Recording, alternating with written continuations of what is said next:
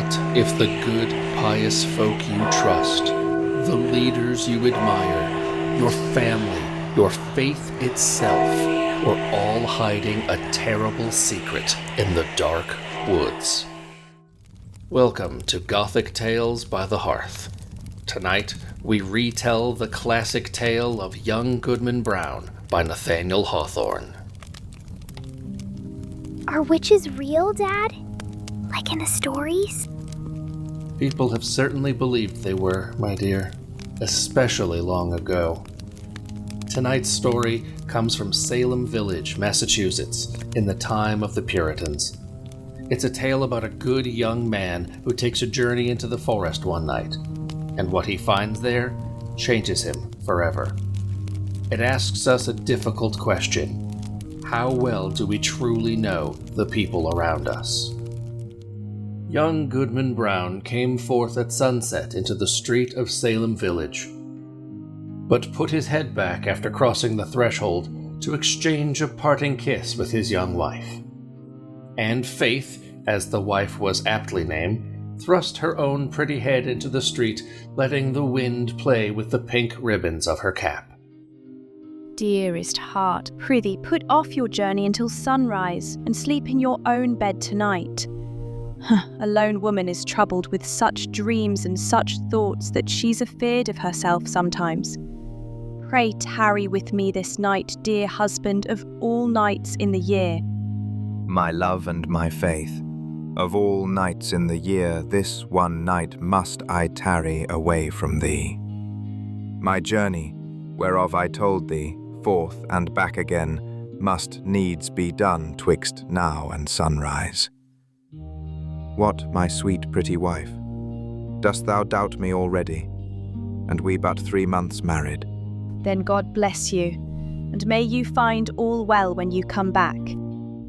So they parted, and the young man pursued his way until, being about to turn the corner by the meeting house, he looked back and saw the head of Faith still peeping after him with a melancholy air in spite of her pink ribbons. Poor little Faith. What a wretch am I to leave her on such an errand. She talks of dreams too. It would kill her to think what I am about. But it is needful. After this one night, I'll cling to her skirts and follow her to heaven. With this excellent resolve for the future, Goodman Brown felt himself justified in making more haste on his present evil purpose. He had taken a dreary road, darkened by all the gloomiest trees of the forest, which barely admitted light. It was all as lonely as could be, and there was this peculiarity in such a solitude, that the traveler knows not who may be concealed by the innumerable trunks and the thick boughs overhead, so that with lonely footsteps he may yet be passing through an unseen multitude. Presently, he beheld the figure of a man, in grave and decent attire, seated at the foot of an old tree. He arose at Goodman Brown's approach and walked onward side by side with him. You are late, Goodman Brown. The clock of the Old South was striking as I came through Boston, and that is full 15 minutes agone. Faith kept me back a while. Having kept covenant by meeting thee here, it is my purpose now to return whence I came. I have scruples touching the matter thou wotst of. Well said, Goodman Brown.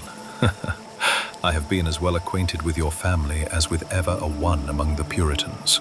I helped your grandfather, the constable, when he lashed the Quaker woman so smartly through the streets of Salem. And it was I that brought your father a pitch-pine knot, kindled at my own hearth, to set fire to an Indian village. They were my good friends, both, and many a pleasant walk have we had along this path, and returned merrily after midnight. We are but going a little farther into the forest to— Friend, my mind is made up. Not another step will I budge on this errand. As they spoke, Goodman Brown saw an old woman hobbling along the path. Goody Cloyce, who had taught him his catechism. The traveler touched her neck with his staff, which seemed to twist like a living serpent. The devil? You are welcome, your worship. That fool Goodman Brown, have you been waiting for him? Aye, but he has changed his mind and will not go. The unbelieving hypocrite. Well then, lend me your arm. I've lost my broomstick. Goodman Brown hid behind a tree, astonished to see his pious old teacher revealed as a witch in league with the devil himself. Shaken, Brown continued deeper into the woods, determined now to turn back. But then he heard voices. The Deacon Gookin and the minister of Salem Village, pillars of the church, speaking of the dark communion to be held that night in the forest. He looked up, but saw nothing, though the voices seemed to pass directly above him. His head swam. Could it be the elders of the church? Was the whole world given over to wickedness? He leaned against a tree, despair washing over him. But then he thought of faith. With heaven above and faith below, I will yet stand firm against the devil.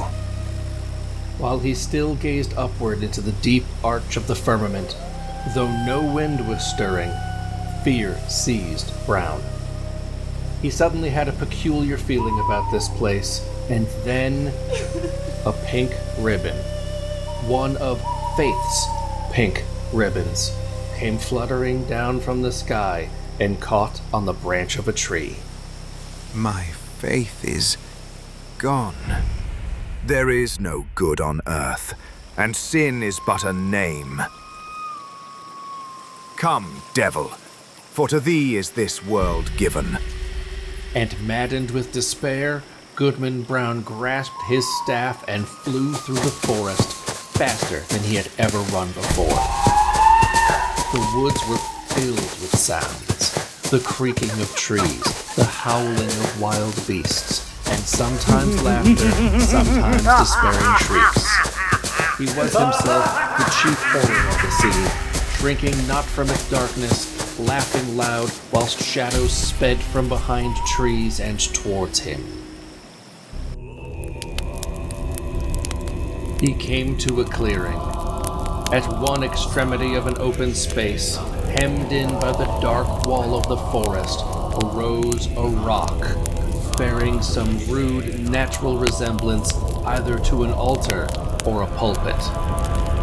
The whole space was lighted by 4 blazing pines, their tops aflame, their stems untouched, like candles at a funeral. The red light flared upward, turning the leaves overhead to blood. And here were gathered the good people of Salem Village. He saw them all. Venerable elders, chaste matrons, young maidens, all who had seemed pillars of righteousness in the daylight world, now mingling with known sinners, dark figures, and beings not quite human. The good shrank not from the wicked, nor were the sinners abashed. Bring forth the converts. At the command of the dark figure who presided, 2 veiled initiates were led to the altar. Goodman Brown knew, with a certainty that froze his soul, that he was one, and the other was faith. Welcome, my children, to the communion of your race. Ye have found thus young your nature and your destiny. Evil is the nature of mankind. Evil must be your only happiness. Welcome again, my children, to the communion of your race. Faith, faith, look up to heaven and resist the wicked one. He cried out, and suddenly the scene vanished. The fire, the figures, the whispers, all gone. He found himself alone beneath the dark, dripping trees, the chill of the night air on his brow.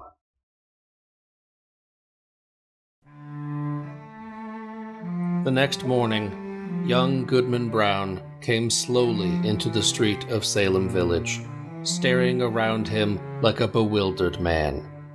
Had it been a dream, or had he truly witnessed the secret evil heart of his community? He saw the good old minister taking a walk. He shrank from the venerable saint as if to avoid an anathema.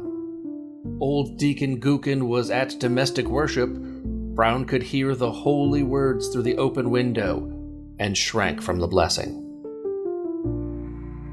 Then Goody Close thrust her head into the street, catechizing a little girl. Brown snatched away the child as from the grasp of the fiend himself.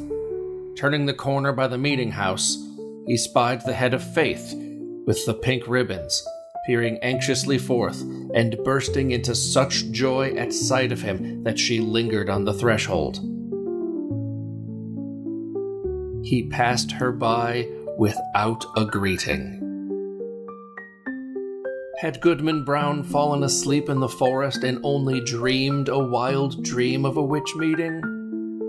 Be it so if you will, but alas, it was a dream of evil omen for young Goodman Brown. A stern, a sad, a darkly meditative, a distrustful, if not desperate man did he become from the night of that fearful dream. On the Sabbath day, when the congregation were singing a holy psalm, he could not listen because an anthem of sin rushed loudly upon his ear. When the minister spoke from the pulpit, Brown saw only the dark figure from the forest. When Faith, his wife, looked into his eyes with love, he turned away, remembering the unholy altar. And when he had lived long and was borne to his grave, they carved no hopeful verse upon his tombstone, for his dying hour was gloom. So, did he really see all that? Or did he just dream it? Hawthorne never tells us, and maybe that's the point.